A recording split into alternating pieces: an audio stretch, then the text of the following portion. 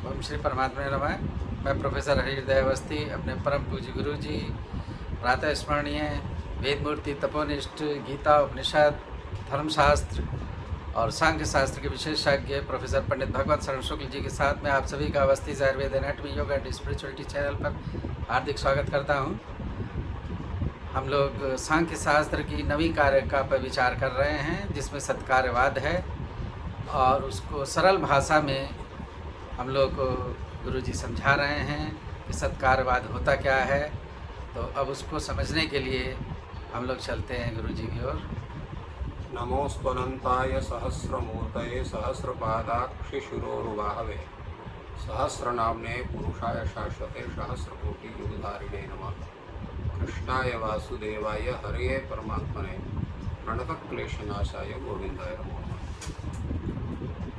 इस चैनल से संबद्ध सभी विद्वद्गण, सभी जिज्ञासु छात्रवृंद, सहृदय सज्जन वृंद एवं इस चैनल के संस्थापक तथा प्रबंधक आचार्य हरिहृदय अवस्थी जी, आप सभी का सांख्य शास्त्र के इस विचार परंपरा पर स्वागत।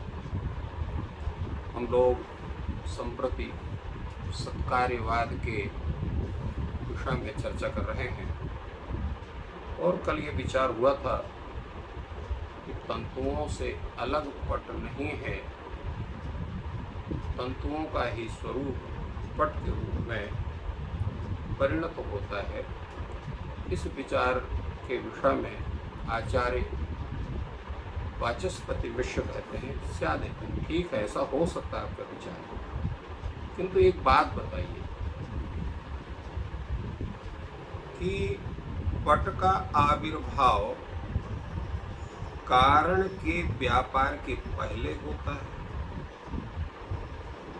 तो कारण के व्यापार के पहले जो पट का आविर्भाव होता है वो सत रूप में रहता है कि असत रूप में रहता है? क्या उसका स्वरूप रहता है? स्यादेतत् आविर्भाव पटस्य कारण व्यापारात् प्राक् सन असन। कारण व्यापार के पूर्व जो पट का आविर्भाव होता है वो सत रूप में होता है कि असत रूप में होता है? किस रूप में होता है, ये एक प्रश्न होता है। अगर आप मानते हो कि असत रूप में होता है, तो अगर असत रूप में उसका होता है तो प्राप्तम तरहि असत उपादान, तो फिर आपका ये जो कथन है कि सत से सत, सत कारण से सत कार्य होता है, तो ये सिद्धांत ही ये आपका भंग हो जाता है। तो अब तो ये निश्चित हो जाता है कि असत से ही कार्य की उत्पत्ति हुई। यदि कहते हो कि कारण व्यापार के पहले पट का जो आविर्भाव हो रहा है वो सत रूप में रहता है, तो अगर वो सत रूप में रहता है तो कारण व्यापार के द्वारा क्या किया गया? जो कारण व्यापार के द्वारा कुछ होगा तब ना उसकी सत्ता बनेगी पट की। तो कारण व्यापार के पहले अगर उसको पट को आप सत मानते हो तो फिर कारण व्यापार के द्वारा क्या किया गया, और क्या स्थिति हुई? नहीं सति कार्ये कारण व्यापार प्रयोजनम पश्यामः। जब कार्य हो गया तो कारण व्यापार का कोई प्रयोजन नहीं देखा जा सकता। जैसे घट बन गया तो वहां पर दंड चक्र चीवर कुलाल की कोई भूमिका नहीं होती है। जितनी भी भूमिका दंड चक्र चीवर कुलाल की वह घट निर्माण के पूर्व ही होती है, क्योंकि कारण का स्वरूप है कारणीयत पूर्व वृत्तित्वम कारणत्वम। जो कार्य के पूर्व नियत रूप से रहे वही कारण होता है।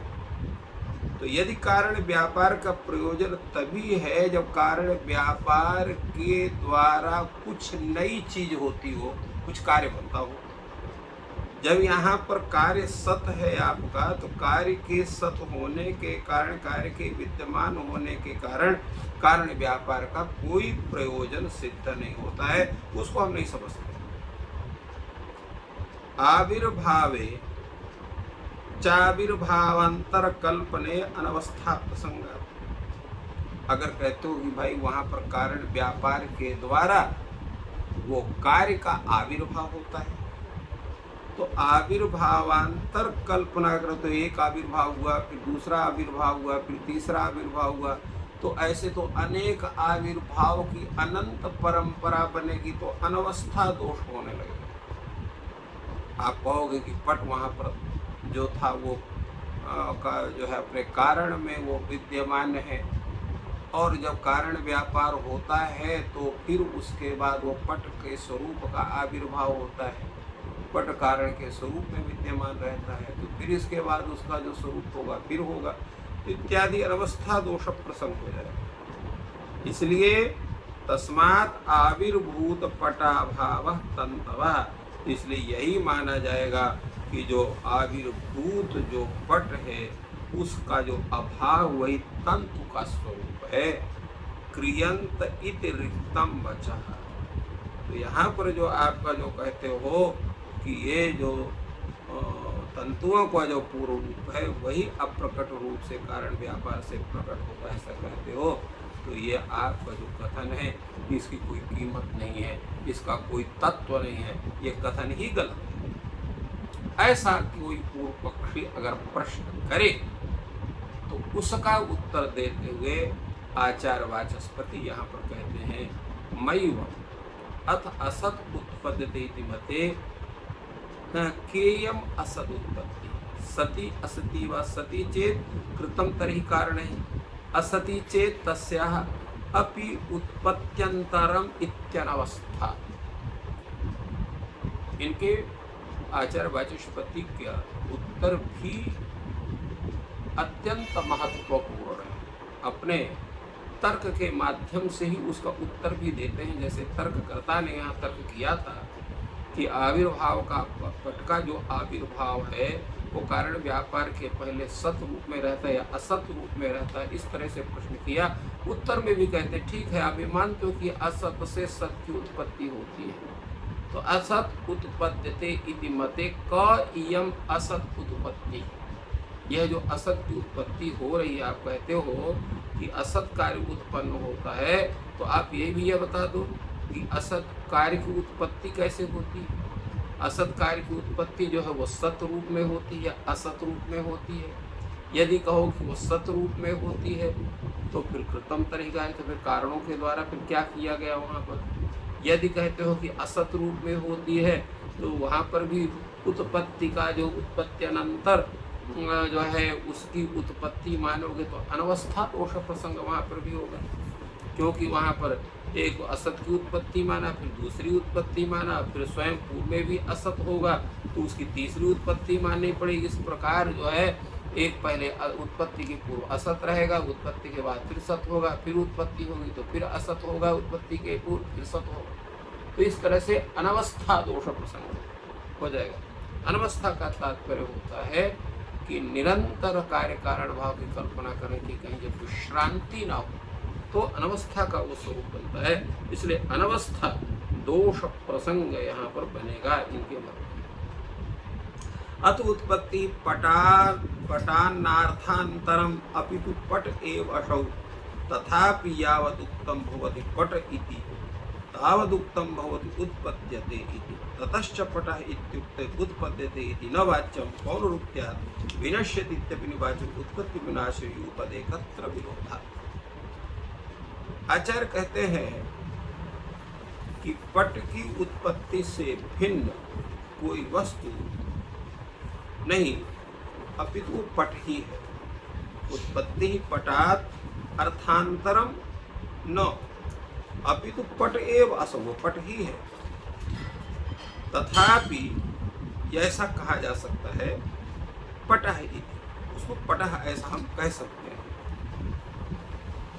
और तावदुक्तम भवति उत्पद्यते, फिर उसके बाद हम कह सकते हैं कि उत्पन्न होता है। ततश्च पट इत्युक्ते उत्पद्यते इति न वाच्यम्, फिर जब पटा ऐसा कहते हैं तो वह उत्पन्न होता है ऐसा नहीं कहा जा सकता, क्योंकि उसकी पुनरुक्ति हो जाएगी। कहे तो फिर विनश्यति ऐसा कह दो, ऐसा कह तो वो भी नहीं कह सकते हैं, क्योंकि उत्पत्ति विनाशयो युगपत एकत्र विरोधात्, क्योंकि उत्पत्ति और विनाश दोनों का एक साथ कथन नहीं हो सकता, दोनों का विरोध होता है। तो तस्मात् इयं पटोत्पत्ति ही स्वकारण समवायो वा स्वसत्ता समवायो वा। तो ऐसी अवस्था में आप क्या मानोगे? यह जो पटोत्पत्ति है तो अपने कारणों में, जो कारण जो यहाँ पर तंतु है उसमें समवाय संबंध से स्थित है, या अपने सत्ता में समवाय संबंध से स्थित है? किस रूप में स्थित है? यह जो पट की उत्पत्ति है उसके कारण, जो पट के जो कारण है तंतु, उसमें क्या वो समवाय संबंध से स्थित है, अथवा सत्ता नामक जो सामान्य है वो समवाय उसका होता है क्या इसमें? तो दोनों प्रकार से उत्पत्ति नहीं हो सकती, उभयथा विनोत्पत्ति। अथ च तदर्थानि कारणानि व्यापार्यन्ते, अभी तो तत्संबंधी जो कारण है उनका व्यापार होता है, वो व्यापारित होते हैं। एवं इसलिए सत एव पटादेह आविर्भाव कारणापेक्षा, इसलिए सत ही पटादि का आविर्भाव के लिए कारण की अपेक्षा होती है। तात्पर्य यह है कि कारण व्यापार, कारण में ही कार्य वहाँ पर जो है वो जो है प्रच्छन्न रूप से वहाँ रहता है, और कारण व्यापार के द्वारा उस पट का आविर्भाव होता है। तो इसलिए कारण में कार्य की सत्ता तद्रूप में विद्यमान है। अब इसका तात्पर्य हुआ कि न च पट रूपेण कारणानाम संबंध तद्रूप से अकंचित परत्वात्। अगर आप ये कहते हैं कि पट के रूप के साथ कारणों का संबंध ही उत्पत्ति है, क्योंकि पट का रूप गुण है, क्रिया नहीं, और जो है कारण क्रिया से ही अन्वित होता है। न तो पट रूपे कारणानाम तद्रूप से अक्रियत्वात् क्रिया संबंधित्वाच्च कारणानाम, क्योंकि क्रिया से संबंधी ही कारण होते हैं, अन्यथा उसका कारणत्व ही नहीं सिद्ध होगा अगर वो क्रिया से संबद्ध नहीं है तो। इसलिए इस आधार पर यह मान सकते हैं कि कार्य जो है वो सत्य ही है। ये पूरे प्रमाण के हिसाब से ये बात सिद्ध। तो इस प्रकार गुरुजी ने बहुत ही सरल शब्दों में सत्कार्यवाद को समझा रहे हैं, और आपका दिन शुभ हो, ईश्वर आपकी सहायता करें। धन्यवाद।